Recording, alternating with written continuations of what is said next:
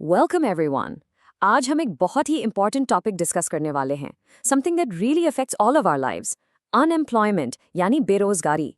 Now I know it sounds like a heavy exam topic, but it's also a critical issue for our economy and our society. So let's dive right in and understand it together. Okay, let's start with a really interesting question. Just think about this for a second.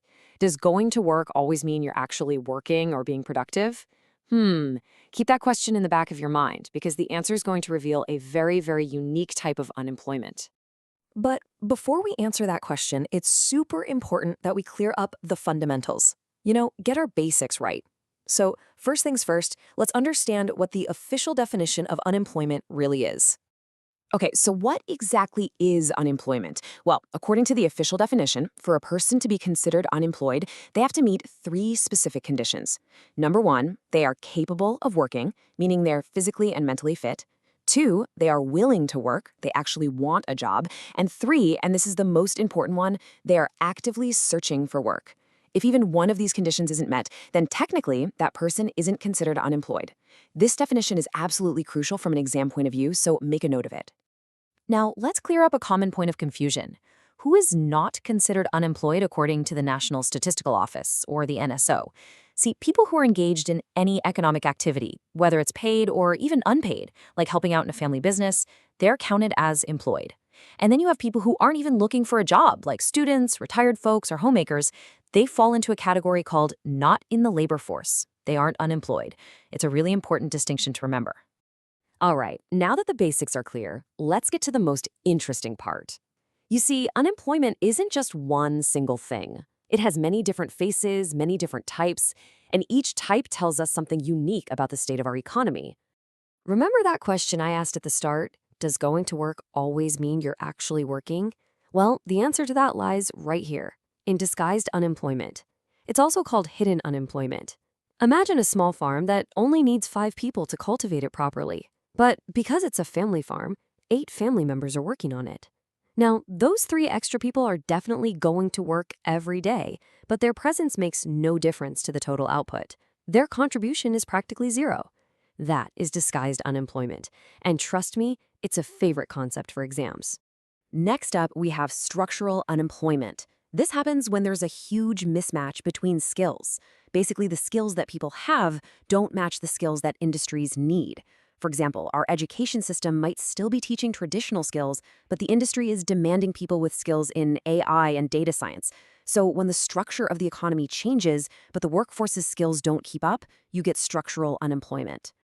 Then there's cyclical unemployment. This one is tied directly to the business cycle of the economy. The booms and the busts. When the economy goes into a recession or a slowdown, demand for goods and services falls. As a result, companies cut back on production and sadly have to lay off workers. The silver lining is that this is usually temporary. When the economy starts to boom again, those jobs tend to come back. Now, I want you to look at this number, 69%. Just let that sink in for a moment. This single number is directly linked to the future of work as we know it. So where does this number come from? It's from a 2016 World Bank report. And what it means is that in India, nearly 7 out of every 10 jobs are at risk of being replaced by automation and artificial intelligence. This is what we call technological unemployment, where machines and AI start doing the jobs that humans used to do.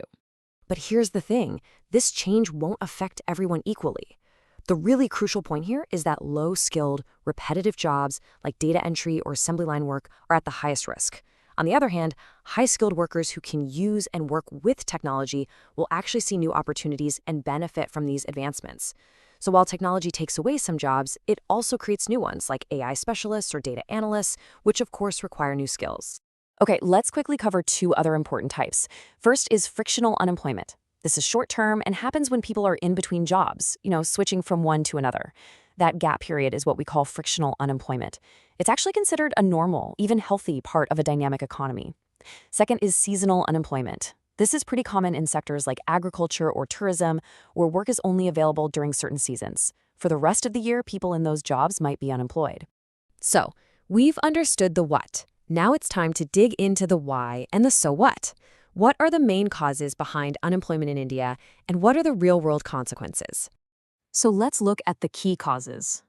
One of the biggest factors is our rapid population growth, which means the supply of labor is just much higher than the number of available jobs.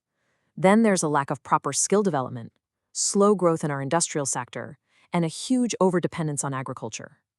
And of course, an education system that often doesn't provide the practical, job-oriented learning that's needed today. And the consequences of all this? Well, they're pretty serious. For individuals, it obviously leads to financial problems and immense mental stress.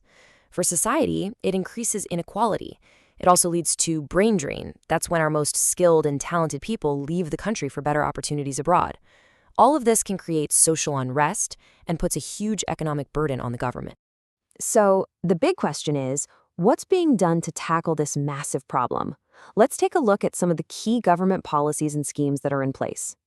Okay, this slide is really important for your exam, so pay close attention. The government has launched several schemes to fight unemployment. You have MGNREGA, which guarantees 100 days of employment in rural areas. The Skill India mission directly targets structural unemployment by giving people industry-relevant skills. The National Career Service is an online portal connecting job seekers with employers.